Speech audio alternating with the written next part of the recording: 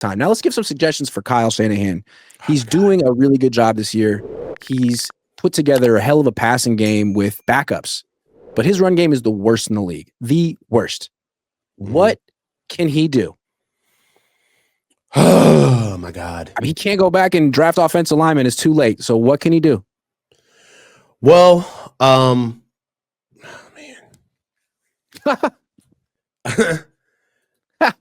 Because it's just so many holes, man. Pause. So many holes.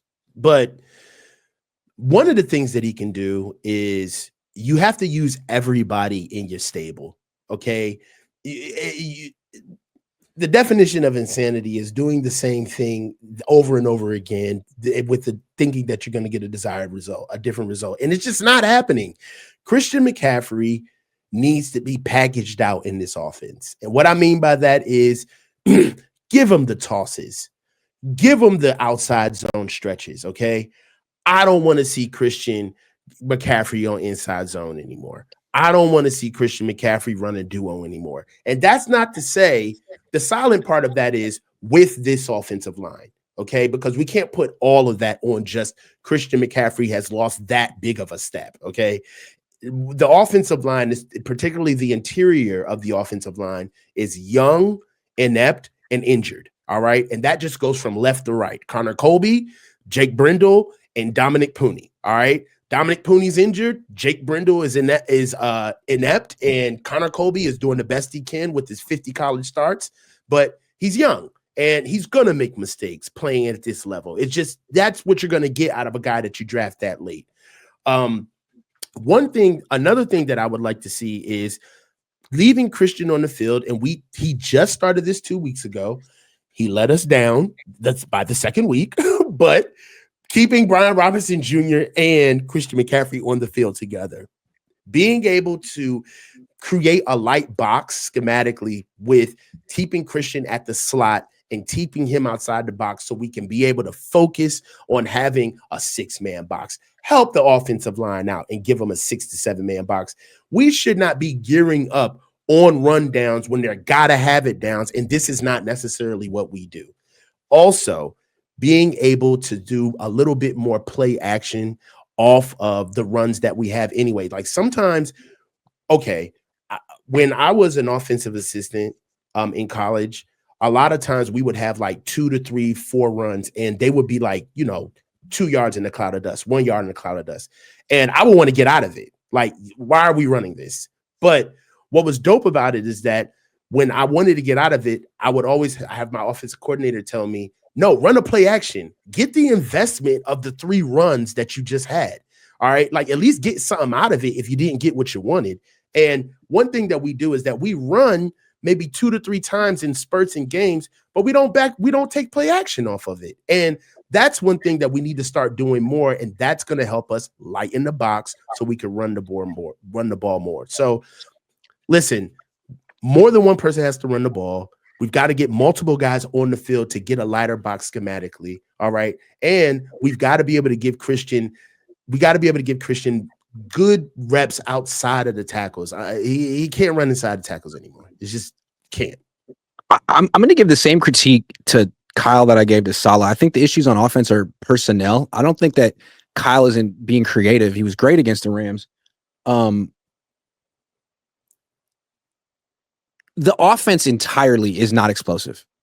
Christian isn't explosive. The most explosive player in the offense right now is Kendrick Bourne, and that's a problem. So in the past, when Kyle was at his most creative, I guess, or most effective, everyone on offense was a home run hitter. Debo could take it the distance. Christian could take it the distance. Ayuk could beat you over the top. Kittle could take it. You had 4 home run hitters on the field at any given time. That was them. That was their identity. Pick your poison. And that's what made him so good.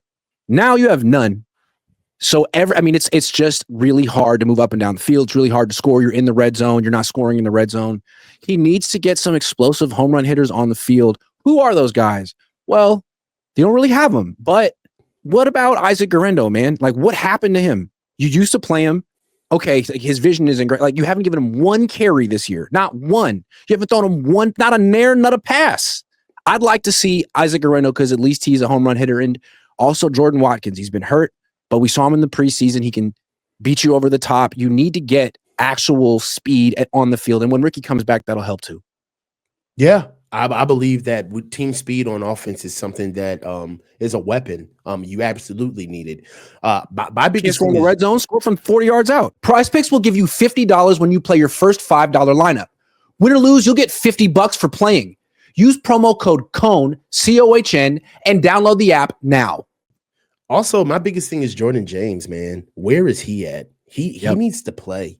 He specializes in running in between the tackles, and I don't know. He didn't have much of a camp, but I just think that shelving him right now with what we're doing in the run game right now is just begs the question, like, where is he? You know, Doesn't it feel like the Niners paid Christian all this money, and rather than admit that it was a mistake and just finding out who the best running back is by playing them all, they're just saying it's not Christian's fault. It's not Christian's fault. It's not Christian's fault. We're going to keep giving him the ball, and we're going to try to find a way to justify this investment. It feels like a business decision. Yeah, the money Not is a in the way football of the decision. logic, bro. It's not Yeah. about, and you know what really sucks about it is that it's not helping Christian. As much as they say they love him, as much as they say how much of a team player he is, what they're really doing is they're just emptying the tank. It's like, dude, you made this money. We're giving you, we're brute forcing you these carries. Yeah. Your usage rate is gonna be through the roof. And Oh, you didn't play much last year? Now you could play enough for 2 years, then 1 year. Yeah. Because of the That's money, true. man. Yeah. Kyle, those are business decisions. You got to get the best running backs on the field. When you're dead last in the NFL in yards per attempt, you owe it to your franchise to try different running backs back there. It's not like Christian's getting it done. He's averaging 3 yards a carry. His backup's averaging 4. That means the backup should be getting more carries. And we need to see, you traded Debo for Jordan James. We need to see Jordan James. He's a running back. He doesn't take years to develop. If this was corporate America, this would be wildly unprofessional. Just take football out of this aspect and look at the relationship between Christian and Kyle and what he's doing in the organization and what's available. Everybody would be looking at Kyle like, yeah, and not for nothing, you know this guy personally. Like, can you please sit him down? I know you gave him all of this money, but it's not helping the company. So what are we doing?